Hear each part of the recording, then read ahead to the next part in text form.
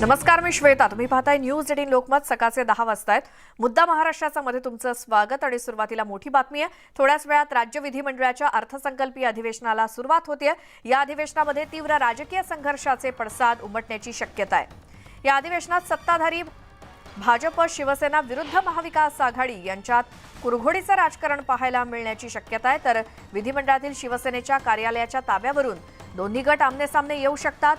शिवसेना प्रतोद भरत गोगावलेंनी सर्व 55 आमदारांना व्हीप बजावल्यामुळे ठाकरे गटाचे आमदार हा व्हीप पाळणार का, याकडे देखील सर्वांचे लक्ष असेल. तर राज्यातील विविध प्रश्नांवरती विरोधी पक्ष पहिल्या दिवसापासूनच आक्रमक होणार असल्याची चुणूक त्यांनी कालच्या पत्रकार परिषदेमध्ये दाखवून दिली आहे. आणि विरोधकांच्या या आक्रमक रणनीतीला सत्ताधारी शिवसेना आणि भाजप युती कसे सामोरे जाणार हे पहिल्याच दिवशी स्पष्ट होईल. तर अर्थसंकल्पीय अधिवेशनाच्या पार्श्वभूमीवर विरोधी पक्षनेते अजित पवारांच्या दालनामध्ये विरोधी पक्षांची बैठक पार पडतेय. शिवाय महाविकास आघाडीतील पक्षांच्या स्वतंत्र बैठका सुद्धा पार पडणार आहेत. काँग्रेस आणि ठाकरे गटाची देखील बैठक होईल. विविध मुद्द्यांवरती सरकारला घेरण्यासाठी विरोधकांची रणनीती या बैठकीमध्ये ठरण्याची शक्यता आहे. अधिवेशनाच्या कामकाजाच्या आधी आज विरोधी पक्षनेते अजित पवार यांच्या उपस्थितीत सर्व विरोधी पक्षांची बैठक पार पडतेय. त्याचसोबत महाविकास आघाडीतल्या घटक पक्षांच्या देखील स्वतंत्र बैठका देखील होणार आहेत अधिवेशनाचं कामकाज सुरू होण्याआधी. आमचे प्रतिनिधी तुषार उपणवर आपल्या सोबत आहे. तुषार, अधिवेशनाचे काय अपडेट?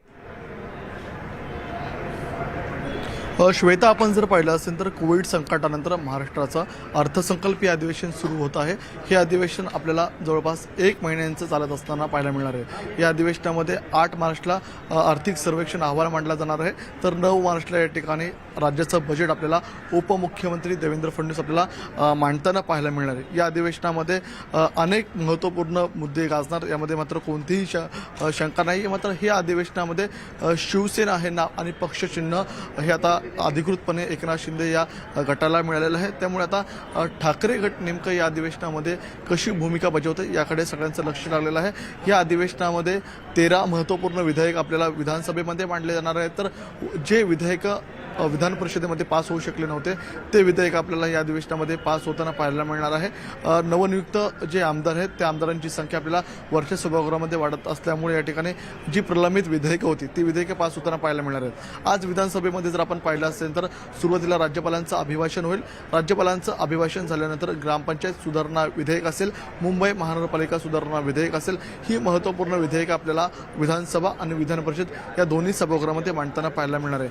अर्थातच अर्थसंकल्पीय अधिवेशन वादळी ठरणार यामध्ये कोणतीही शंका नाही. हे पहिल्याच दिवसापासून आपल्याला विरोधक या ठिकाणी आक्रमक भूमिका मांडत असताना ते पाहायला मिळणार आहे. त्याची चुणूक आपल्याला कालच या ठिकाणी जी महाविकास आघाडीची पत्रकार परिषद झाली त्यामध्ये ती चुणूक आपल्याला पाहायला मिळाली. मात्र या विरोधकांच्या हल्लाबोलावरती नेमकं शिंदे आणि फडणवीस सरकार कसं उत्तर देतात याकडे देखील सगळ्यांचं महत्त्वाचं लक्ष लागलेलं आहे. या अधिवेशनामध्ये प्रामुख्याने जो मुद्दा गाजणार आहे तो कांद्याचा देखील मुद्दा आपल्याला गाजताना पाहायला मिळणार आहे. बरं श्वेता. तुषार, धन्यवाद या सगळ्या माहितीसाठी. आणि